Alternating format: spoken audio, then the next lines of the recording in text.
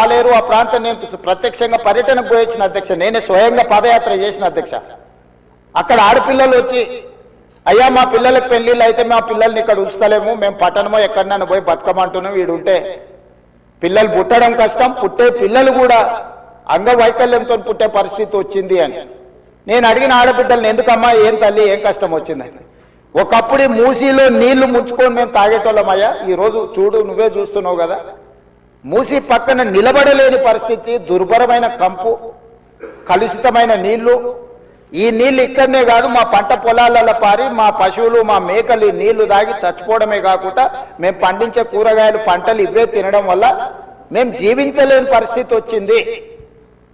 మీరు ఏమైనా చెయ్యండి, మా నల్గొండకి ఏమీ చేయకపోయినా పర్వాలేదు, ఈ మూసి ప్రక్షాళన చేయండి, కలుషితం నుంచి మమ్మల్ని కాపాడండి అని చెప్పి వేలాది మంది ఆ రోజు అక్కడికి వచ్చి విజ్ఞప్తి చేసింది అధ్యక్ష.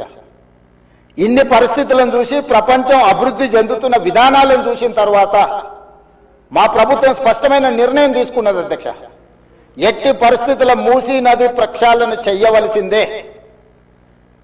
సంవత్సరానికి 365 రోజులు మూసీ నదిలో నీళ్లు ప్రవహించాల్సిందే అని ప్రణాళికలు సిద్ధం చేయాలని చెప్పి అధికారులను పిలిస్తే, అధికారులు మన స్థాయిలోనే కాదు ప్రపంచ స్థాయిలో అనుభవం ఉన్న కన్సల్టెంట్స్ ఉంటే మనకి ఈజీ అవుద్ది, వాళ్ళు ఇచ్చే నివేదికలు అంచనాలు సూచనలు మనకు ఉపయోగపడతాయని చెప్పి గ్లోబల్ టెండర్ పిలిచిన అధ్యక్ష కన్సల్టెంట్ కోసం.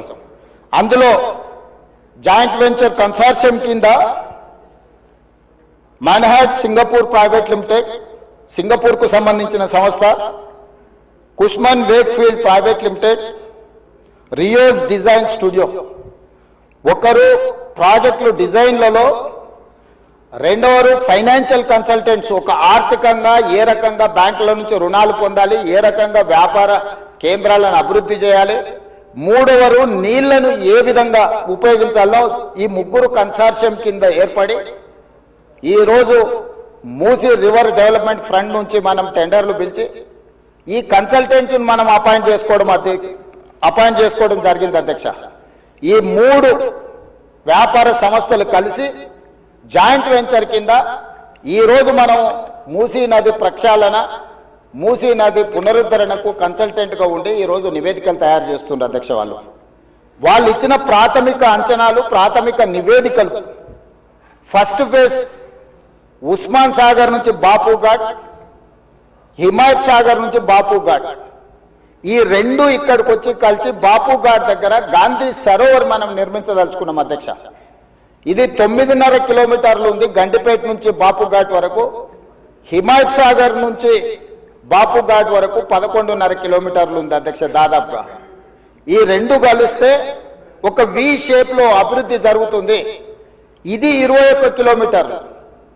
గండిపేట పైన వికారాబాద్కి ఇంకా ప్రణాళికలు సిద్ధమవుతున్నాయి అధ్యక్ష. వీటికి నీళ్ల కోసము గోదావరి జలాలను 20 టీఎంసీలను తరలించాలి. 20 టీఎంసీలు తీసుకొచ్చి 15 టీఎంసీలు హైదరాబాద్ నగర దాహార్తిని తీర్చాలి.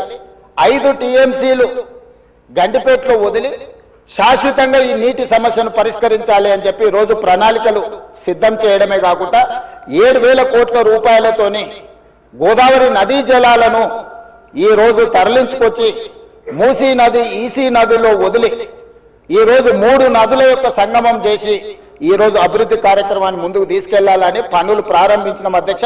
నాకు తెలిసి గోదావరి నదీ జలాలు రాబోయే 2 సంవత్సరాల లోపలనే మనము గండిపేటకు నీళ్లు తరలించుకొని వస్తాం అధ్యక్ష. ఈ రోజు ఇప్పుడు ప్రాజెక్టు ప్రిపేర్ అయింది. నెక్స్ట్ 3 months లో 31st మార్చ్ లోపల గండిపేట నుంచి గాంధీ సరోవర్ వరకు, హిమాయత్ సాగర్ నుంచి గాంధీ సరోవర్ వరకు 21 కిలోమీటర్లు కూడా మార్చి 31st లోపల అంచనాలు సిద్ధం చేసి టెండర్లను చేసి first phase of Musi river development front అభివృద్ధి కార్యక్రమాలను ముందుకు తీసుకెళ్లాలనుకున్నాం. ఈ ఫస్ట్ ఫేజ్ కి ఏడీబీ బ్యాంకు 4,100 కోట్ల రూపాయలు మనకు రుణం ఇస్తాం. ఈ ప్రాజెక్టులో విషయం ఉన్నది, ఈ ప్రాజెక్ట్ అవసరం ఉన్నది, అభివృద్ధి చేయడానికి మేము బ్యాంకు రుణాలు ఇస్తామని దీనికి సంబంధించి కేంద్ర ప్రభుత్వం కూడా మనకు అనుమతులు ఇచ్చింది. కేంద్ర ప్రభుత్వం అనుమతుల తర్వాత ఏడీబీ బ్యాంకు కూడా ముందుకు వచ్చింది. ఈ రోజు ఈ first phase detail project report దాదాపుగా నెక్స్ట్ 4-5 రోజులు సబ్మిట్ చేసినాము. వాళ్ళు కొన్ని క్లారిఫికేషన్స్ అడిగినారు. ఆ క్లారిఫికేషన్స్ నివృత్తి చేస్తే సంక్రాంతి లోపల ఫస్ట్ ఫేజ్ ఆఫ్ ప్రాజెక్ట్ కూడా మనకు క్లారిటీ